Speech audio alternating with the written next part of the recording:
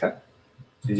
It's recording now. So the first question, can you talk about core management's track record?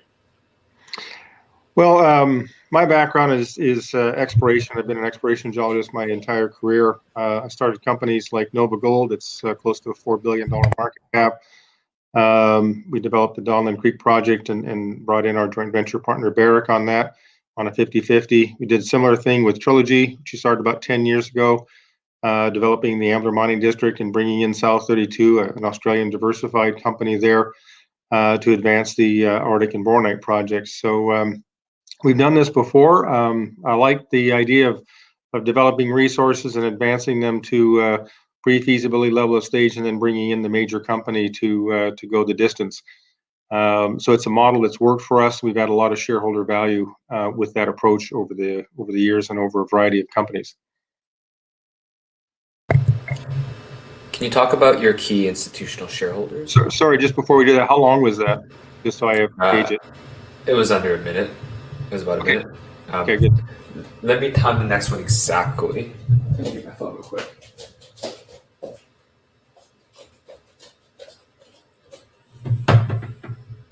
Okay. Should have a timer here. Yeah, maybe do you have your cell phone on you? You can kind of like put it on in front, like lean it up against your monitor or something. Yeah, just put my stopwatch on. Okay, go ahead. Alrighty.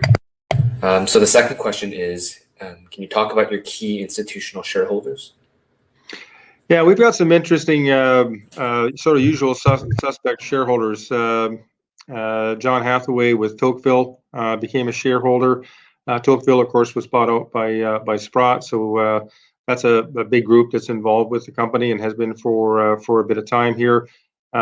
Chris Mancini over at Gabelli Fund is another sort of more typical, if you will, gold investor.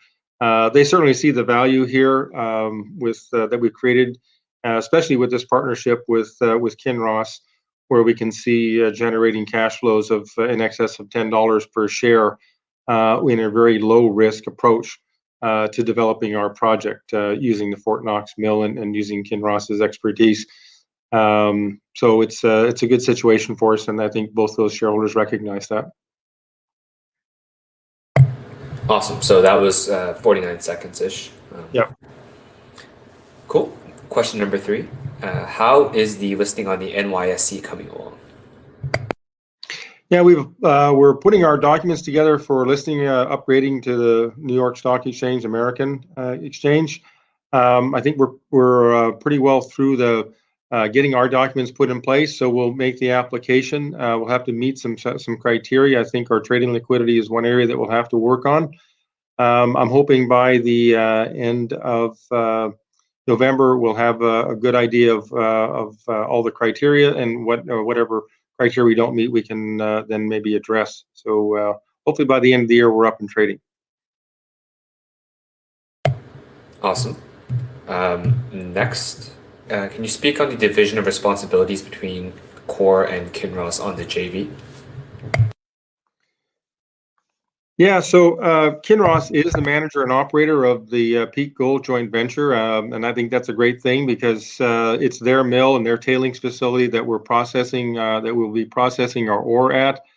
It really leaves, frankly, very little for us to do. We'll be involved at the joint venture committee level in coming up with a plan and approving budgets. We've approved a $3.9 million budget for the last quarter of 2020. We'll meet again in December to approve next year's budget, but our guidance is is around 17 million for that budget on a 100% basis. So our share will be a little over 5 million. This work will be directed mostly at metallurgy, geotechnical, and preparing the permitting for the project. Awesome. Moving on. Any worries about the Fort Knox facility having consistent extra capacity to take on the ore that's being trucked out from Peak? Yeah, the Fort Knox facility, I mean, the whole reason why we did this agreement with Kinross is because of the excess capacity of the Fort Knox mill and tailings facility. And obviously, It's only being utilized a little right around half of the capacity of the mill. So on average, that's about 10 million tons per year. Our 1 million tons per year coming from the Peak Gold deposit, will only incrementally increase that. But the grade of the Fort Knox ore is around 0.6 grams per ton, whereas the ore that we'll deliver to the Fort Knox mill will be about 6 grams per ton, so about 10 times the grade. So this really is it's a great thing for the Fort Knox mill.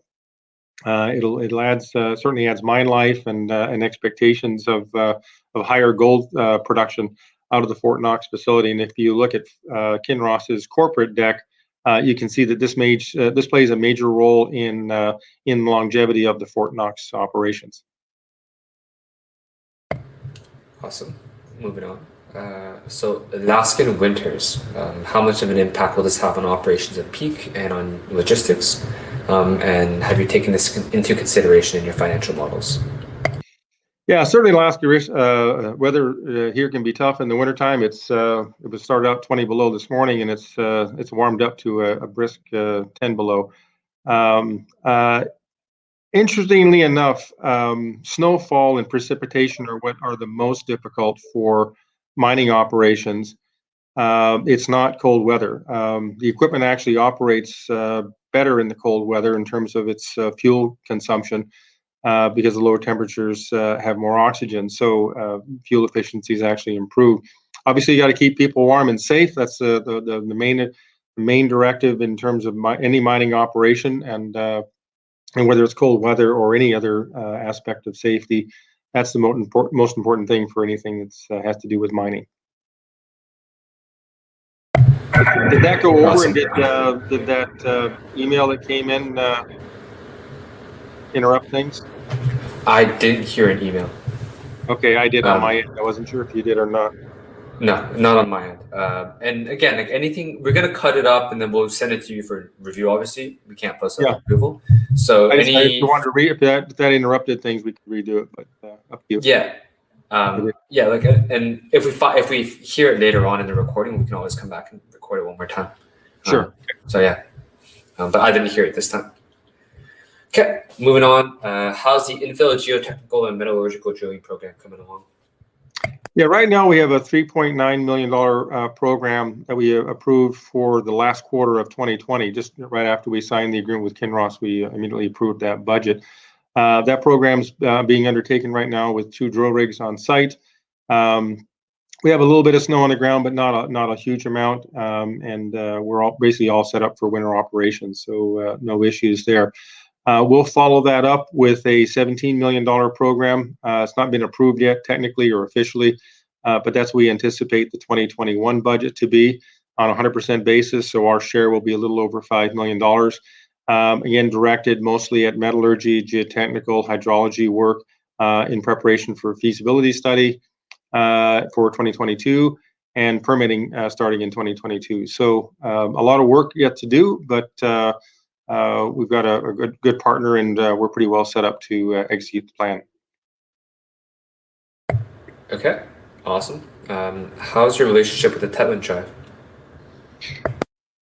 The Tetland Tribe, we've had a strong working relationship with. We at Contango, at least, have had a strong working relationship for the last 10 years, and so we've tested the agreement on a number of fronts, and we've always found solutions where, like in any agreement, you don't know all, you can't anticipate all outcomes, and so we've been able to work together to overcome shortcomings of the original agreement, and have a good working relationship. And I'm very confident that with Kinross coming into the picture, they'll particularly focus, as we have, on jobs and job training for the Tetlanders, and it's a very important aspect of this project from our side, and I think Kinross will view it very much the same way.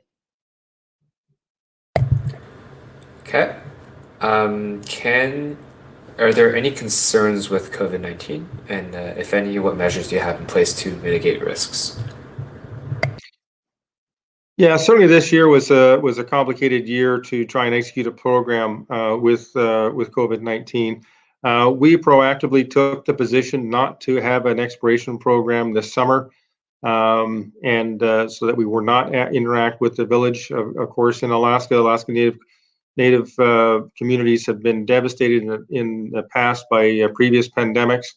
So there's certainly a high level of concern about that. So we decided not to have an exploration program in the summer, and until we were able to put together a solid plan that we were comfortable, we're not going to introduce any chance of bringing the virus into the village and the local community.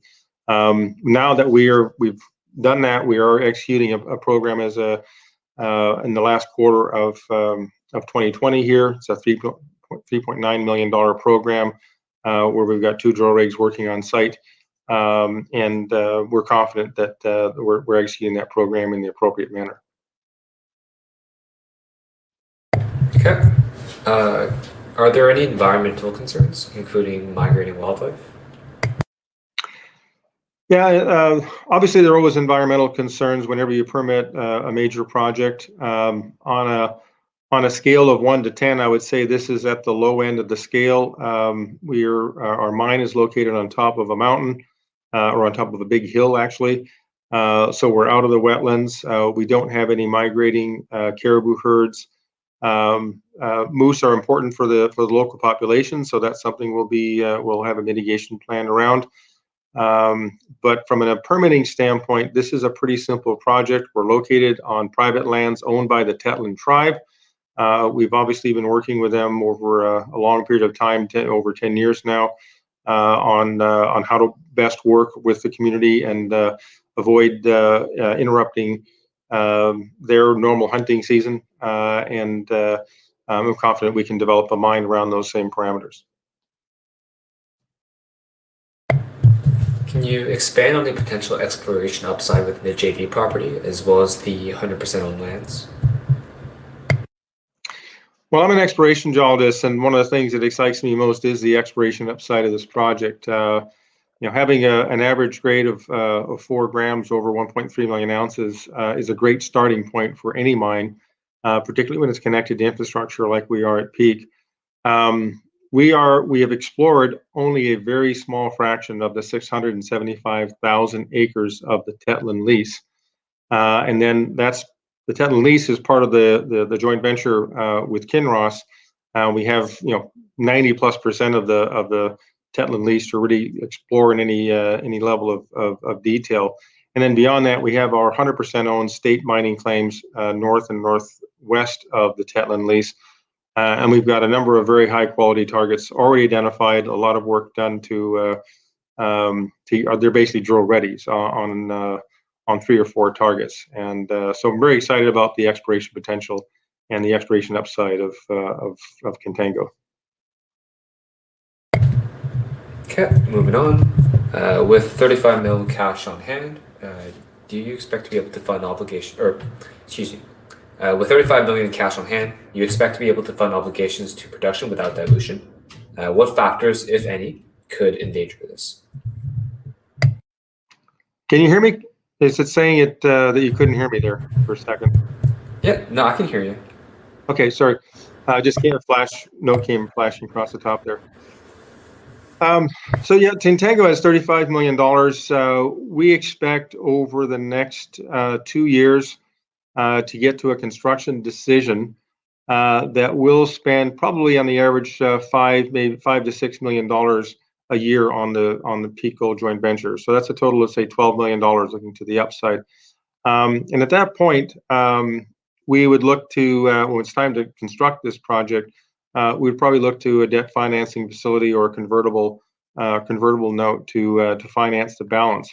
Now, keep in mind that if we spend $17 million a year on a 100% basis, that's deducted from the $110 million of capital. So because that's all towards feasibility and permitting, which are, of course, all deductible from a project capital. So we're feeling we're in very good shape from a financing standpoint, and we can get all the way through to production with cash on hand and by putting a debt facility in place, say 2-3 years from now. Awesome. Continuing onwards, major upcoming catalysts in the rest of 2020 as well as the first half of 2021. Yeah, we're exploring right now, carrying out a $3.9 million program. It's infill, it's metallurgy and geotech, so we'll have some results from that to share with everyone, probably early next year. And then we'll be executing our in December. We'll approve and execute our 2021 program and plan, which we estimate will be about $17 million. Additional drilling work, some additional infill, metallurgy, geotech, etc. And as results for that program come along, we'll be executing. We'll be announcing that to the public. In addition, we'll next summer we'll start exploring our own 100% owned lands, and I'm looking forward to sharing results of that probably next fall on drilling at Triple Z and on our Hona, Eagle, and Dome Creek project. So should be a very exciting news flow for next year from an exploration standpoint and from an advancing the Peak Gold joint venture as well. Awesome. Can you talk about existing infrastructure on and around the Peak property? One of the big advantages the Peak Gold project has, obviously, in Alaska, a lot of projects are in remote locations, and we're not. We're 15 miles off of the Alaska Highway. We have an access road linking our project up right to the highway right now. We would need to improve that to allow for constant haulage on the Alaska Highway. But it's just improving a road, not building a road, and not permitting a road. So huge advantage there from a project development standpoint, and of course, with our project being connected to that infrastructure, we're connected by road to the Fort Knox mill. So we mine at site, we crush at site, we load the ore up into the trucks and haul it to the Fort Knox mill. So very, very simple execution plan. Awesome. That ring on your phone did register through. I don't think it's a huge issue. It wasn't like. I just turned it on silent. Sorry about that. No worries. But yeah, I'm just letting you know. I personally don't think it'd be a big deal, but if you feel comfortable, we can record that question again. Up to you. Sure, that's fine. If you want to do it again. Sure. See if I do the same thing. Yeah. So can you talk about the existing infrastructure on the Peak property? Yeah, one of the huge advantages that we have with our Peak Gold project is that it is just off the Alaska Highway. So we're literally about 15 miles off of the Alaska Highway. We have so we don't have a road to build or to permit. We have to improve the road and upgrade it so that we can haul ore from the Peak site down to the highway and then up to the Fort Knox mill. But that's a huge advantage over a lot of projects in the state that have to or they're located in remote areas and have to either build 300-mile pipelines or 200-mile roads. So a very easy execution plan for us, improving the road, mining on site, crushing on site, loading the crushed ore into trucks. These are highway trucks, not mine trucks, but highway trucks that then haul the ore up to the Fort Knox mill, dump it on the stockpile, and then feed it into the Fort Knox mill. So incredibly easy execution plan.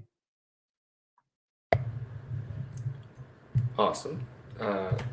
Next one, just 3 left. Can you talk about the high-grade nature of the deposit?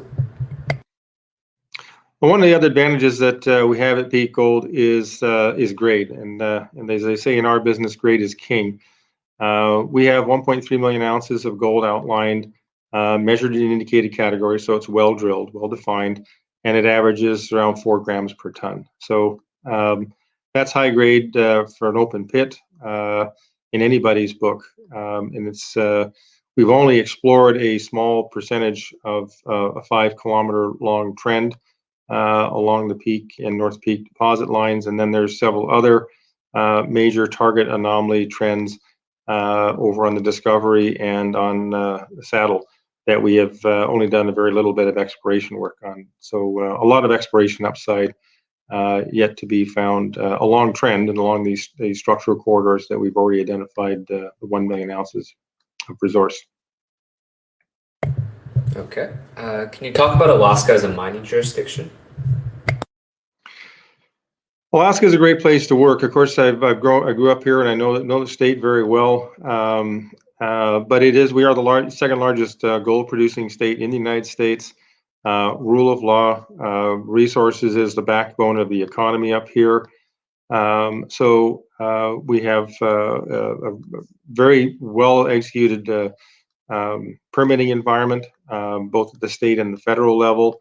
The Corps of Engineers is great to work with. We've done a lot of work with them over the years on different projects, from Donlin to Trilogy, and the current project. The 404 permit is the only federal permit that we'll need to develop our Peak gold deposit. So I think Alaska is a great place to work, and I think we're in a great position because we only need one federal permit, and by developing a very just a small mine, relatively small mine, and not building a tailings facility and not permitting a tailings facility or a mill, is certainly makes the execution a lot easier.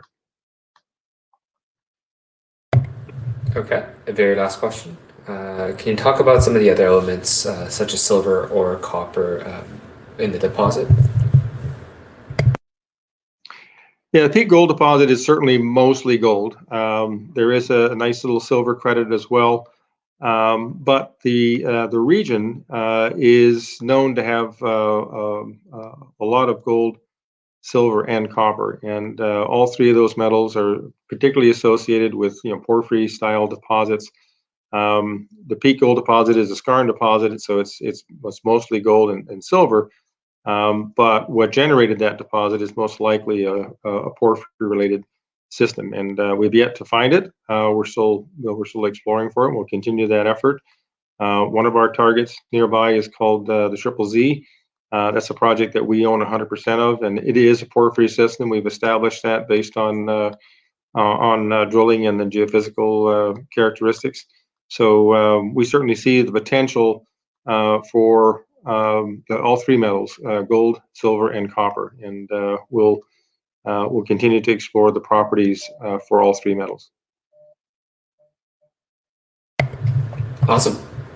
So that is everything. Let me.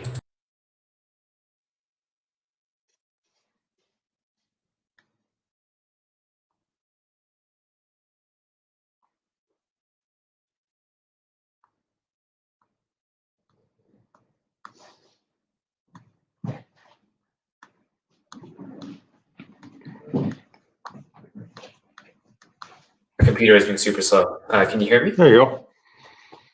It says you're Danielle Barracan. Yeah, that's our CEO. Yeah, I logged in using his account by accident.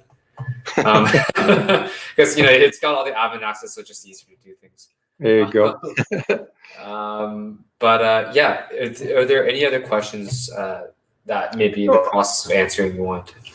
Yeah, no, I think that covers a lot of ground. So I think that's a good. So if that email that came in and chimed, if that bothers, if that comes in a bad place, we can just record that if you want to later.